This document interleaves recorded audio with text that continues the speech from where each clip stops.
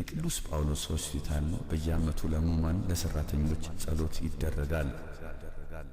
እኛም በአዲስ ሚካኤል አካባቢ ያሉትን ካህናትና ምዕመናን ምን እንደተሰማቸው አነግረናቸው ነበር። አሁን የቃና ዘገሊላን በዓል እያከበረን በአዲስ ሚካኤል አካባቢ ነው። አጠገቤ ንብረት አሉ። ራሳቸውን ያስታውቃሉ? ጤና ይስጥልኝ።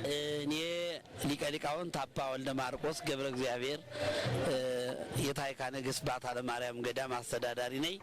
አሁን የምንገኘው በጉለሌ ደብረ መዊ ቅዱስ ሚካኤል ይባላል። ይሄ ታላቅ ቦታ ንጉሠ ነገሥቱ ቀዳማዊ ኃይለ ሥላሴ ነው ያሰሩት። በመጀመሪያ በአንዲት ትንሽ ቦታ ነበር ተወስኖ የሚኖር አንድ ቅዱስ ባይታዊ ነበረበት ይባላል። በዛ ያ ቅዱስ ባይታዊ ሄዶ ለንጉሠ ነገሥቱ ባሳሰበው መሰረት ይሄን የመሰለ ካቴድራል ሊሰራ ችሏል። እሳቸው መጠነኛ ቤተክርስቲያን ሰርተው ነበር ንጉሠ ነገሥቱ ቀዳማዊ ኃይለ ሥላሴ። ከዛም በኋላ በዛ ሲቀደስ ብዙ ካህናት ሲያገለግሉበት ከቆዩ፣ ብዙ መምህራን ሲያገለግሉበት ከቆዩ በኋላ እግዚአብሔር ሲፈቅድ ግን የዚህ የአዲስ አበባ ሕዝብ የሙስሊሙ ህብረተሰብም ሳይቀር ይሄን የመሰለ በአፍሪካ ሁለተኛ የሆነ ታላቅ ካቴድራል ዛሬን ሳይሆን በፊት በኢትዮጵያ በደርግ ጊዜ ነው፣ ያውም እግዚአብሔር የለም በሚባልበት ጊዜ ነው ይሄ ታላቅ ካቴድራል የተሰራ። ለኢትዮጵያ የመጀመሪያ ካቴድራል ነው ይሄ ቅዱስ ሚካኤል ቤተክርስቲያን እና ዛሬ ያው በቃና ዘገሊላ እግዚአብሔር አምላካችን በሰራው ታምሩን በገለጸበት በዶኪማስ ቤት የተሰራውን ታሪክ ከቤተክርስቲያናችን ታሪክ ጋር ተደምሮ ዛሬ በዓሉ ይከበራል። በዓሉ የጌታችን የመድኃኒታችን የኢየሱስ ክርስቶስ በዓል ነው። ግን ሊቀ መላእክት ከቅዱስ ሚካኤል በዓል ጋር ተጨምሮ ይከበራል። ቤተክርስቲያን ታከብረዋለች። ስለዚህ ይኸውላ በሚሊዮን የሚቆጠር ህዝብ ይኸው አሁንም ታቦቱ አልገባም። አሁን ሰዓቱ ስንት ሰዓት ነው? 10 ከ10 ነው። 11 ሰዓትም አይገባም። አሁን ገና 12 ሰዓትም አይገባም። ይኸውላ የህዝበ ክርስቲያኑ የኦርቶዶክሳውያን ህዝበ ክርስቲያን ስሜቱ ነው። በጣም ስሜቱን ታዩታላችሁ። ይዘምራል፣ ይጨፍራል። ሊቃውንቱ ከትናንት ይዘው ከበቀደም ይዘው ነው በዋዜማ ጥምቀትን ያከበሩት።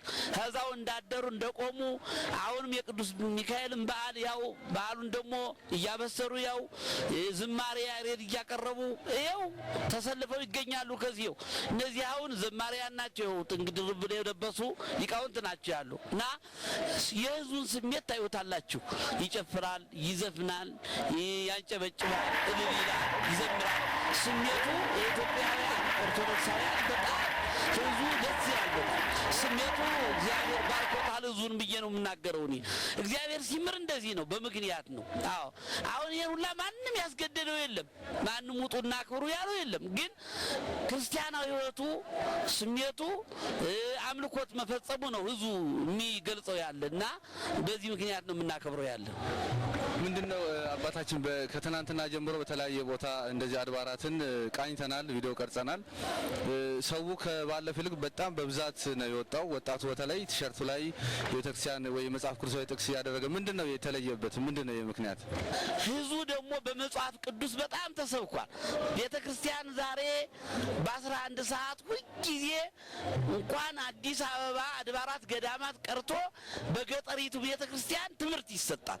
በጳውሎስ ትምህርት ቤት የሚሰለጥኑት በኮሌጅ መንፈሳውያን ሊቃውንት በስላሴ በቅድስት ስላሴ በመንበረ ጸባዖት የሚሰጠው የትምህርት መንፈሳዊ የሚወጡት ደቀ መዛሙርት በሌሎቹም ማሰልጠኛ የሚወጡት ሊቃውንት በሙሉ ደቀ መዛሙርት እየተቀጠሩ በየአህጉረ ስብከቱ የእያንዳንዱ ቤተክርስቲያን 3 ሰባኪያን አለው፣ 4 ሰባኪያን አለው።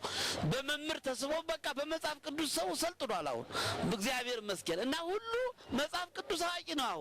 አሁን መጽሐፍ ቅዱስ ስለገባው ነው ቁሞ የሚያክብ አይደክመው፣ በፀሐይ ያቃጥለው በቃ እና ይሄ ስሜቱ የህዝበ ክርስቲያኑ ስሜት እግዚአብሔር ባርኮት ነው የምል።